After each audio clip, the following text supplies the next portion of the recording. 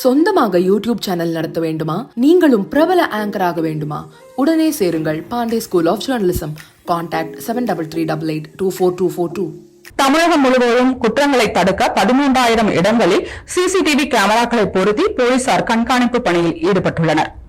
Chain பறிப்பு, வழிப்பறி போன்றவர்களையே சட்டம் ஒழுங்கு சீர்கேடுக்கு முக்கிய சம்பவங்களாக கருதப்படுகின்றன. இந்த சம்பவங்களால் மக்கள் சாலையில் நடமாட முடியாத சூழல் ஏற்படுகிறது. பெண்கள் நேரடியாக பாதிக்கப்படுகின்றனர். செயின் பறிப்பு, கொள்ளையர்களால் சாலையில் பெண்கள் இழுத்துச் செல்லப்படும் போது பலத்த காயமடைகின்றனர்.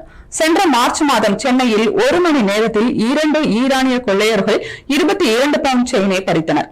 அவர்களில் குல்பர் சிங் என்பவர் போலீசாரால் சுட்டுக் கொல்லப்பட்டார். இந்த சம்பவத்திற்கு பின்னர் தமிழகம் முழுவதும் செயின் பறிப்பு நடந்த இடங்களை போலீசார் ஆய்வு செய்தனர்.